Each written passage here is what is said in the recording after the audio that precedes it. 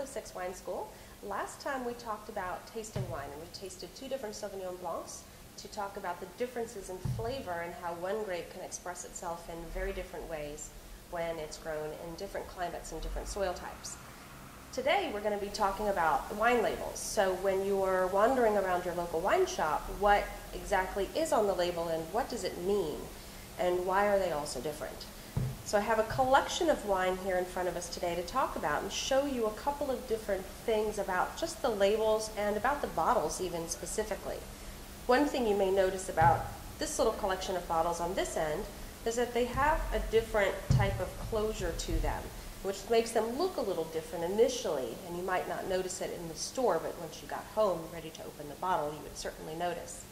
This one here is just like the rest of them on the table, and this one is sealed with a natural cork. And I know that because I've opened this bottle before, but I know that because it's sealed with a foil, and it doesn't have, like this one, the twist top cap, which is pretty indicative that there is a screw cap there. So that is the screw cap top. And one other thing interesting about this particular bottle, this on the top, that tells me where this bottle is from. It's from Austria. Now I can also tell that from looking here, oops, not on the front of the bottle, but on the back of the bottle where it says it's from the Steiermark in Austria. But that red and white striped capsule is on every bottle of Austrian wine, so you can always tell an Austrian bottle right off the bat. The bottle right next to it has a slightly different top to it, and this one is sealed with a glass cork, which is really beautiful. You find this a lot on very aromatic whites, a lot from Germany, from Austria, and from northeastern Italy, which is where this one is from. Actually northwestern Italy, not northeastern. This one is made from a grape called Moscato Giallo, and the company and the producer's name is Manincor. So you can see this all on the label, and then from this type of top I know that it's a glass cork, which is kind of cool. These 2 wines here, both labeled with their grape variety on the label, so you know exactly what's in the bottle from looking at the label, even if you have no idea where it's from. Except for this one we know because of the red and white striped capsule. But this one is made from Welsh Riesling, which is a grape variety that grows a lot in Austria. It's very crisp and fresh like Sauvignon Blanc. That information you might have to ask someone in the shop about what it tastes like inside the bottle, but at least we know what grape it is, and that's also written here on the back of the bottle. The other things on the back of this bottle tells you the vintage, 2008, which it also says on the front. And there's also a little information here about what this wine tastes like and what it might go with. This is fairly common information you'll find on the back of a wine bottle. Now these next 2 bottles are a little different. They don't really tell me what's in the bottle.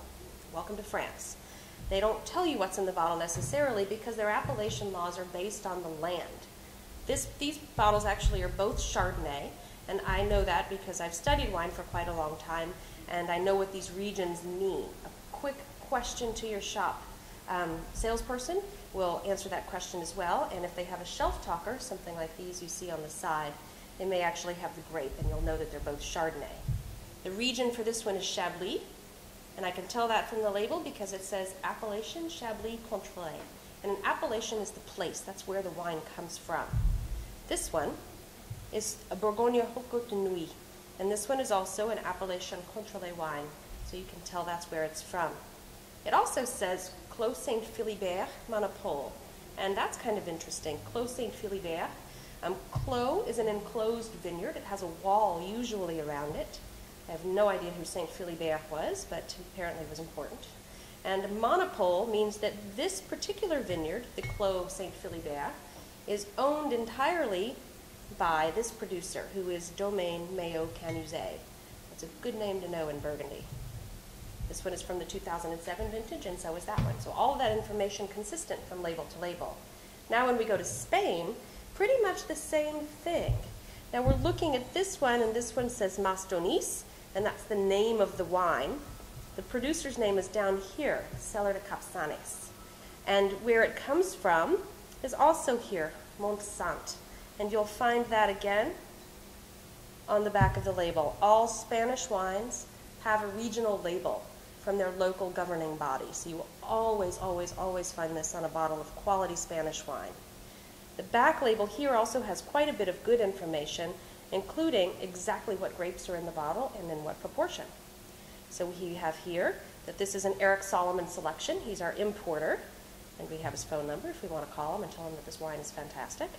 The Mastonese Barrica. Now, Barrica here means that this wine's been aged in wood. That's just sort of a fun term that they're using there to indicate some wood aging. You might not know what a barrica is, but a barrique is a small oak barrel. This wine has been aged in barrique as well, as have the rest of them down the line.